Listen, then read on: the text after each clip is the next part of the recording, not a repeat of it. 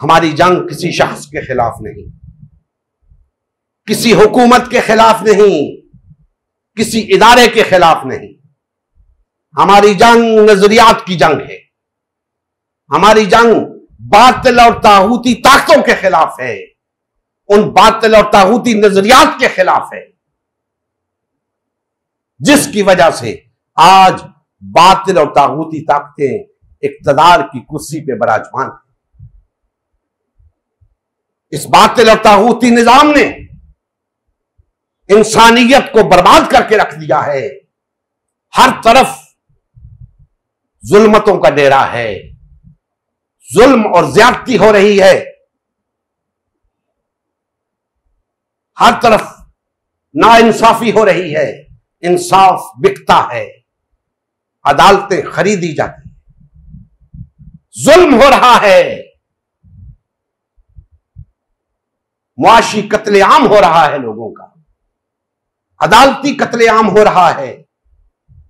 हर तरह का जुल्म पूरी दुनिया के अंदर, मुआशरों के अंदर हो रहा है। कत्लो गारतगरी है, जुल्म और ज्यादती है, बेरा रवी है, फहाशी और उरियानी है, मुआशी बदहाली है, बदअमनी है। कौन सी खराबी है जो नहीं है? कौन सी चीज है इंसानियत को नुकसान पहुंचाने वाली जो नहीं है? इन सब का खात्मा ही बातिल और तागूत के इक्तदार का खात्मा है, और इसकी जगह अल्लाह के निजाम को लाना है ताकि इंसाफ आम हो, जुल्म मिटे, फहाशी और उरियानी खत्म हो, बदअमनी खत्म हो, अमन कायम हो, मुआशी बदहाली खत्म हो, हर शख्स को रोजगार मिले, हर शख्स को जरिए मुआश मिले, मुआशरे के अंदर अमन और सुकून हो, लोगों को इंसाफ मुयस्सर आए, अदल मुयस्सर आए। यह है अल्लाह की हकमियत का क़याम, यह है इस्लाम, यह है हमारी जिम्मेदारी, और यह है जिसे हम अल्लाह की इबादत कहते हैं। दोस्ताने मोहतरम, मैंने अर्ज किया कि हमारी किसी के खिलाफ जंग नहीं, सिर्फ बातिल और तागूती ताकतों के खिलाफ जंग। अब कौन सा मुसलमान है जिसकी ये जिम्मेदारी ना हो, या जो इस बात को न समझता हो कि हमारी जंग बातिल और तागूती ताकतों के साथ है? सवाल यह है कि वो बातिल और तागूती ताकतों के खिलाफ उठता क्यों नहीं? बातिल और तागूती ताकतों के खिलाफ उठने की वाहिद अलामत अल्लाह की हाकिमियत के क़याम के लिए जिद्दोजहद है। वो हमें कहीं नजर नहीं आती। इसका मतलब है कि मुसलमान बातिल और तागूती ताकतों के खिलाफ नहीं उठ रहा, अल्लाह की हाकिमियत के क़याम के लिए नहीं उठ रहा। याद रखें,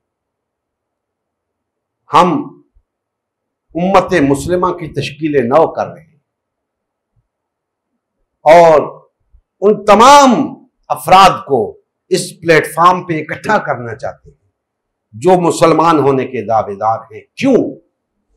इसलिए कि बातिल और तागूती ताकतों के खिलाफ जंग के लिए हमें अफरादी कुव्वत दरकार है, हमें वसाइल दरकार हैं।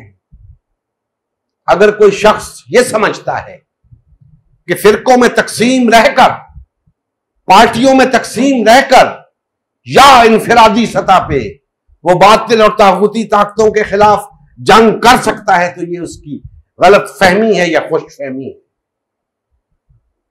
इस गलत फहमी से निकलें।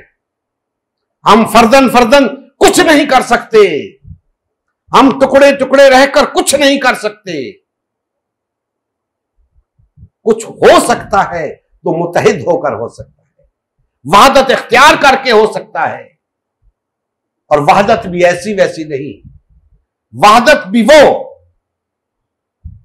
जिसमें मोहब्बत और अखुव्वत हो, जिसमें भाईचारा हो, जिसमें लोग एक दूसरे के साथ इस तरह जुड़े हुए हों जैसे शीशा पिलाई हुई दीवार होती है। ऐसी वहादत दरकार है। हमें अपने दिलों से नफरतें निकालनी होंगी, एक दूसरे के खिलाफ बुग़्ज़ और हसद निकालना होगा, अदावतें खत्म करनी होगी, भाई भाई बनना होगा। तब जाके ये मरहला सर होगा, तब हक्के मुसलमानी अदा होगा, तब कुफ्र बित्तागूत करके ईमान बिल्लाह का मरहला आएगा। ये ना समझें कि बस कलमा पढ़ लिया तो हमारी जान छूट जाएगी। नहीं दोस्ताने मोहतरम, इस कलमे के तकाजे हैं, इस कलमे के तकाजे हैं। जब तक उन्हें पूरा नहीं करोगे, कलमा तुम्हें कोई फायदा नहीं देगा। और उन तकाजों में सबसे बड़ा तकाजा, बुनियादी तकाजा अल्लाह की इबादत है। और अल्लाह की इबादत के लिए कुफ्र बित्तागूत लाजिम है। और कुफ्र बित्तागूत के लिए आपको बातिल और तागूती ताकतों के साथ नजरियाती जंग लड़नी होगी।